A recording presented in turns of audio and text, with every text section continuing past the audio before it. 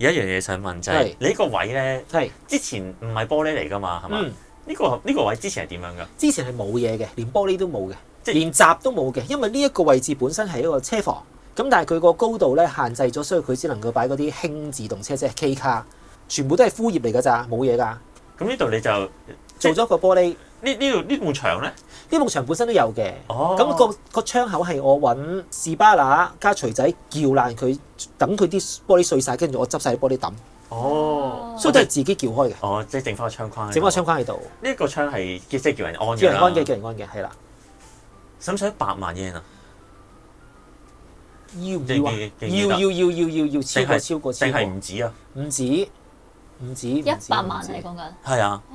100萬唔使咯，100萬唔使。我以為你講8萬日圓，8萬日圓就咁少。100萬唔使，即係幾廿萬日圓。50萬得唔得啊？50萬啊！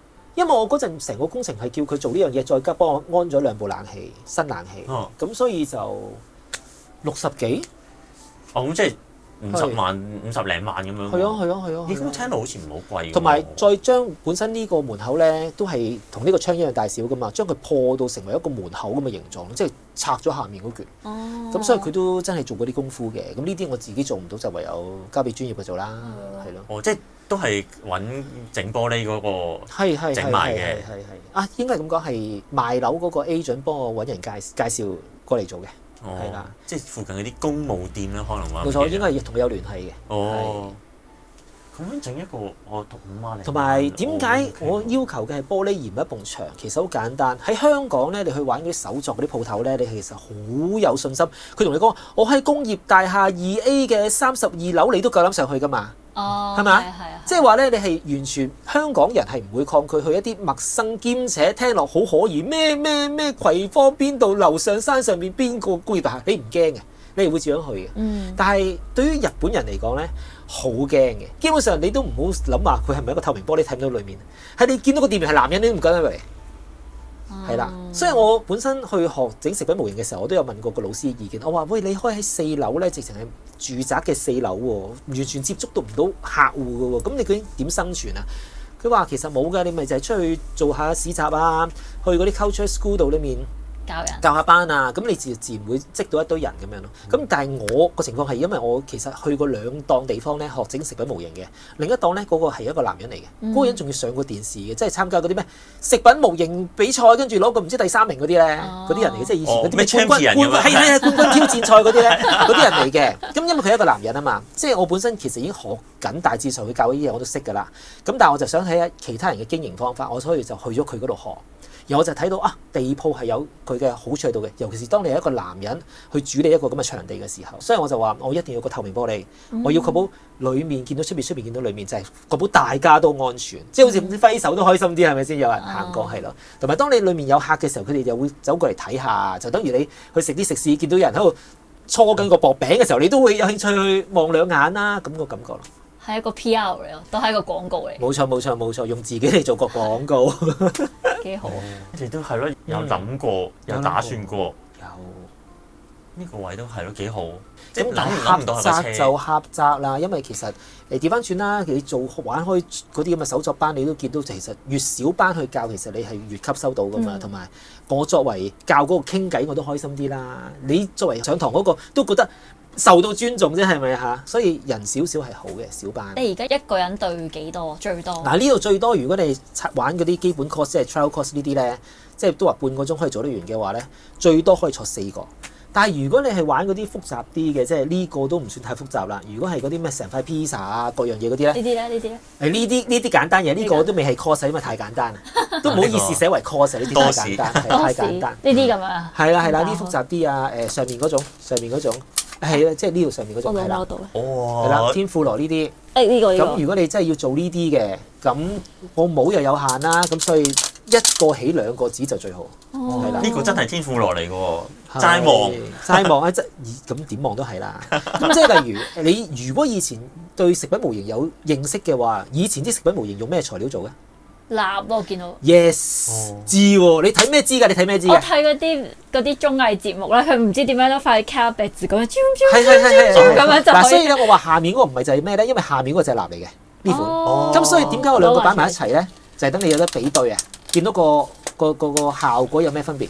好係嘛？啱啱你講個 cabbage 就係呢個嘛菜啊嘛，辣嚟嘅，係啦。我啲咧，跟住啦，我見到人哋 cabbage 嗱，你望到粗糙啲喎，辣係。冇錯，蠟係做唔到仔細嘅地方嚟嘅，同埋咧，其實佢中間呢條都係膠嚟嘅已經，佢只係叫你用蠟嘅方式去做咗咁多。跌咗對唔住。會㗎。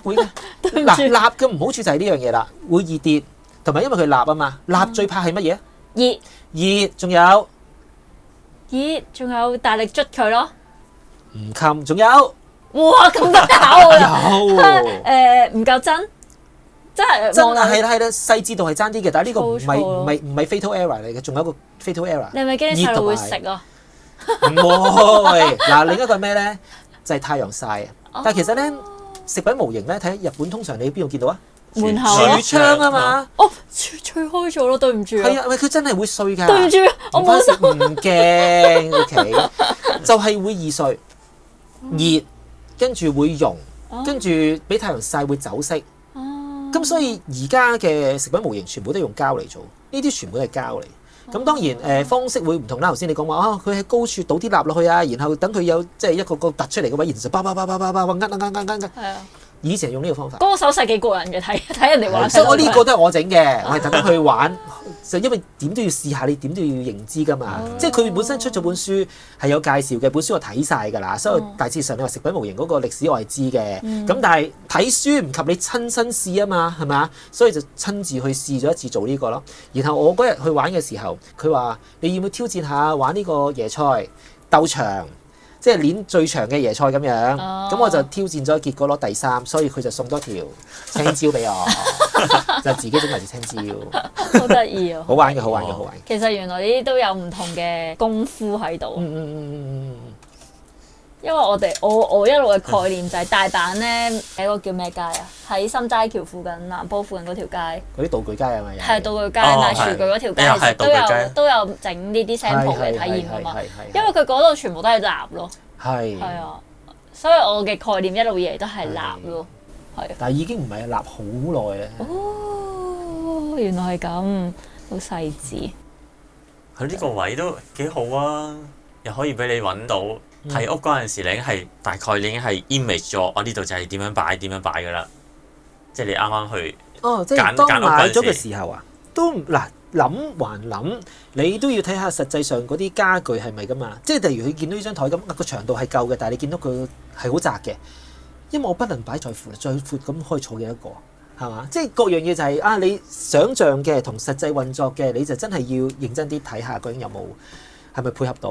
呢個位就係我嚟做上堂嘅地方，係啦，地方已經諗咗，係同出面望到裡面覺得安心嘅。咁啊係，同埋暫時呢個鐘數，即係晏晝4點幾5點咁樣，都唔會咁樣曬入嚟，太陽會咁樣曬入嚟㗎？唔會，因為向西嘅就係呢邊，所以最曬係呢個時間㗎啦，已經。即係曬到呢啲位嘅啫。係啊，曬唔到我呢度嘅。咁幾好。即係嗰啲要美白嘅女士就唔擔心，坐呢度都唔擔心嘅，應該係唔會窿嘅個人，坐嗰個零兩個鐘。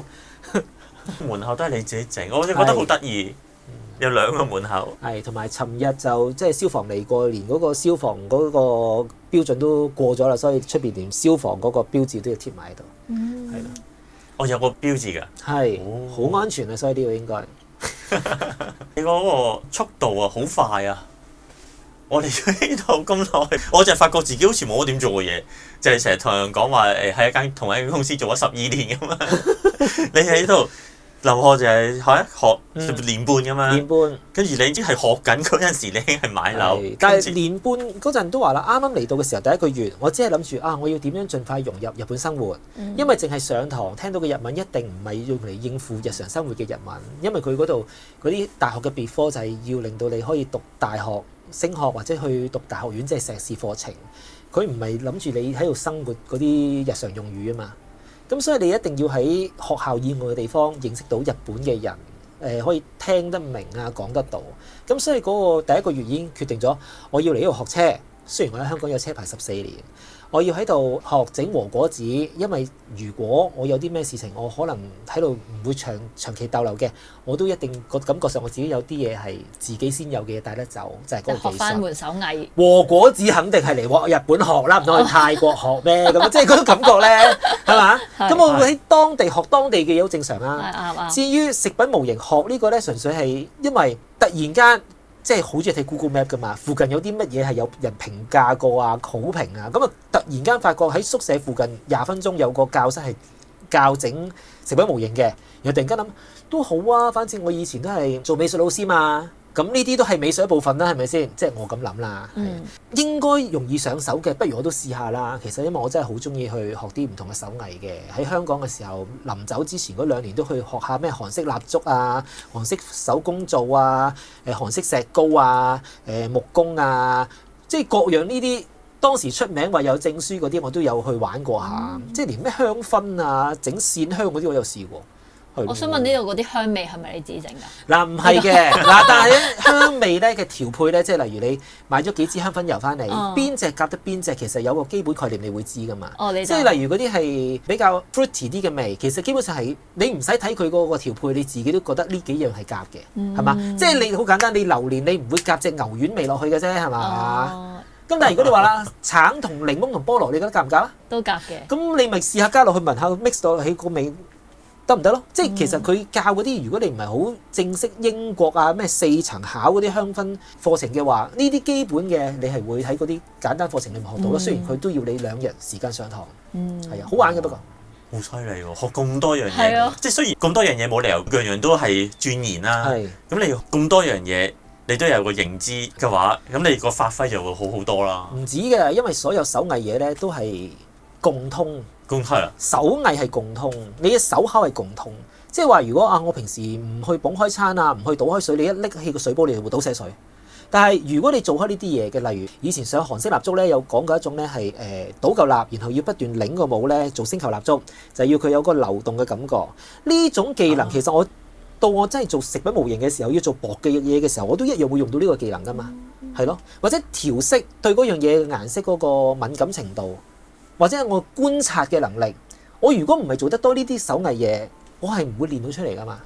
咁就算調翻轉，我當你唔係做食品模型，我當你去酒店擺盤，其實可能都會用得翻。係咯。咁所以要相信自己，突破自己嘅界限啦，唔覺得呢樣我做唔到，嗰樣做唔到，呢樣冇興趣。即係如果你樣樣都冇興趣嘅，你就只能夠停留喺呢個位置同階段咯。但係如果你願意學嘅話，其實你會開闊到好多眼界。我連嗰個咩 barista。咖啡師嗰啲咧，我都有學過。即係開始嘅時候都係因為自己中意飲咖啡，係啦，認識下都好。調酒我都有去玩過6堂。哇！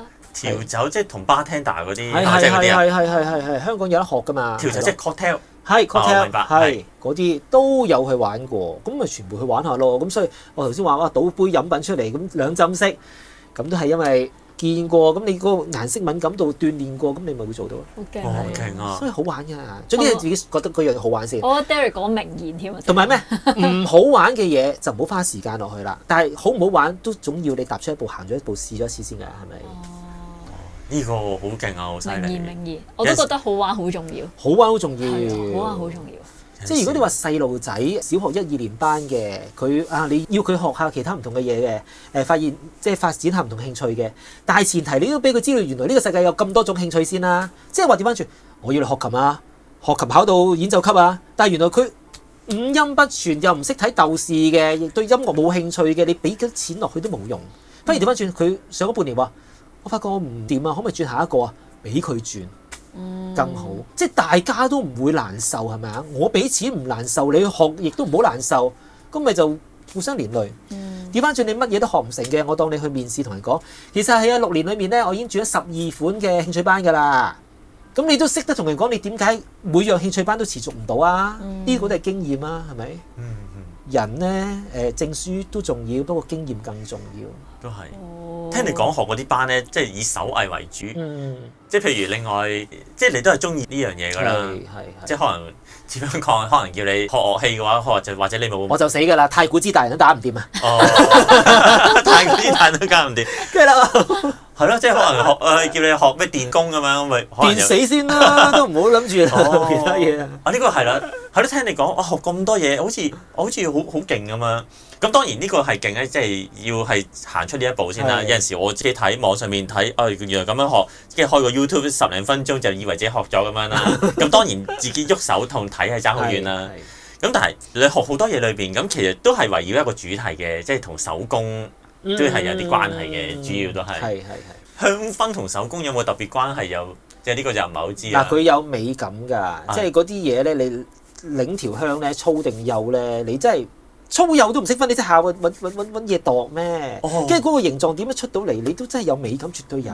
哇！你咁樣講好啊，我就擔心緊咧。下一個我想話你學咖啡，咁我點樣去兜咧？究竟原來咖啡都有美感嘅，其實。咖啡就自己飲嘅，都有個味道嘅調教。絕對係，即係例如成日講話咖啡啲人就中意落晒啲奶啊，落晒啲糖啊，其實就 cover 咗咖啡本身嗰種豆應該有嘅香味，或者日本人就淨係飲 blend coffee， 即係將所有豆 mix 埋一齊先至再做啊嘛。咁就其實唔係好出嗰隻咖啡味嘅，但係如果你去飲咖啡嘅話咩，邊啲 fruity 啲啊，邊啲啊，隻豆唔好飲咯，有冇飲啲朱古力味啊？冇咯，落晒啲奶落去算咯，咁你就感受唔到嗰種原始 raw 嗰種味道。OK，咁你就將你學嗰啲嘢集大成，就變咗做而家食品 sample， 係好犀利呢個。我好得意呢個你嘅經驗。頭先講我咪要聽佢擺市集嘅，頭先我咪講話有 culture school 嘅，culture school 我都認證咗，所以其實我呢個月應該係會去上2次食品模型，同埋上2次教普通話。教普通話？普通話？點解教普通話嘅？因為好搞笑喎！嗰陣去應徵嘅時候咧 ，culture school 我本身就係填咗表，我就食品模型啊，睇佢請唔請我，咁我即係帶埋啲學歷啊，帶幾件作品啊呢啲咁嘅嘢，佢俾佢睇啦咁樣，然後佢就話。你有冇興趣教中文啊？教咩中文啊？我哋缺人教普通話，你得唔得啊？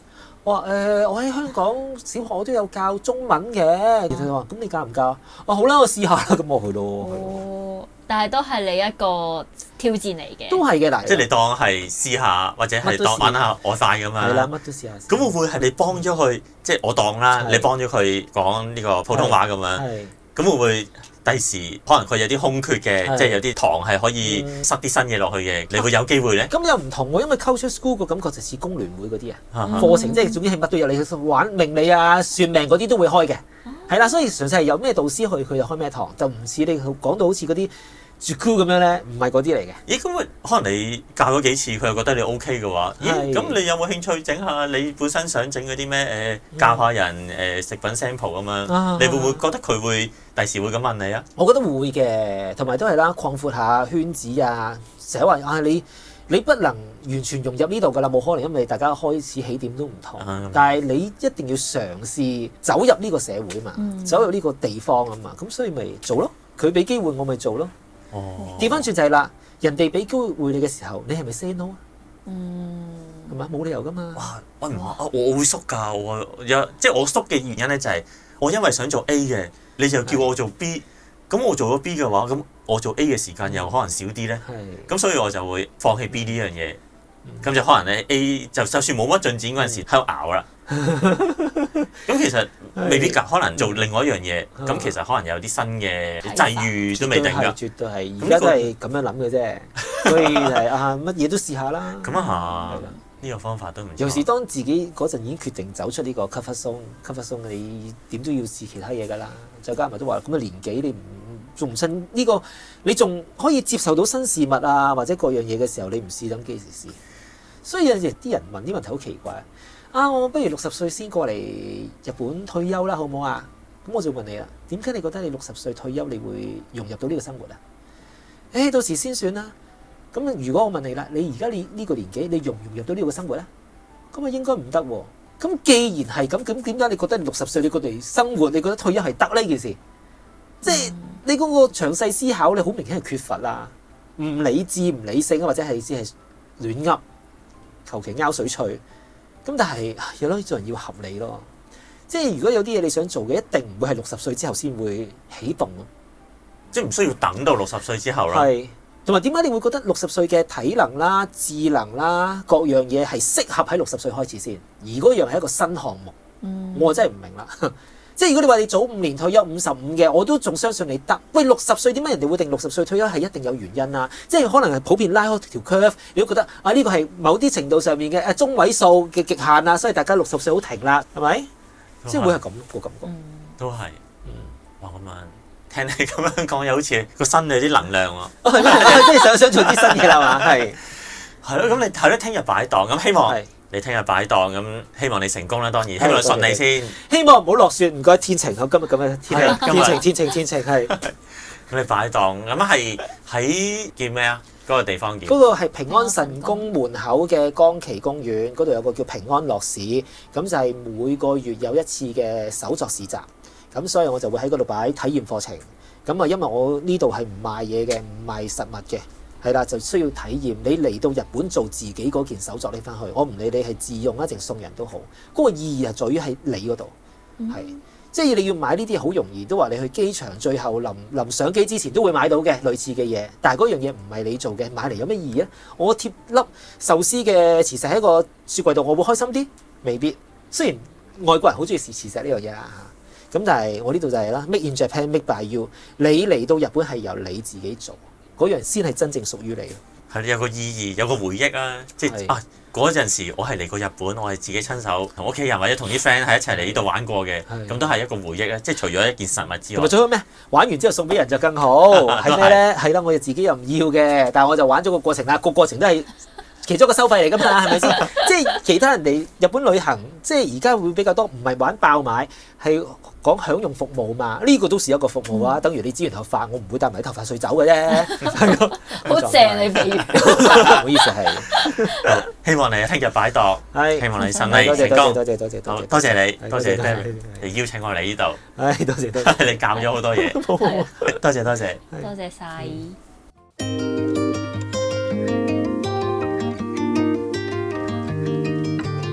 今次參觀咗 Derek 喺京都嘅屋，又同佢講一講喺日本嘅生活，真係獲益良多。與其過住每日重複嘅生活，不如踏出一步，主動嘗試新嘅事物。你嚟日本做什麼系列，係睇睇大家喺日本嘅生活，係買樓，係留學，係揾工做，係做生意，定係定居？了解大家嘅故事，發掘一下唔同人喺日本嘅生活點滴。有興趣成為呢個節目嘅主角，就歡迎聯絡。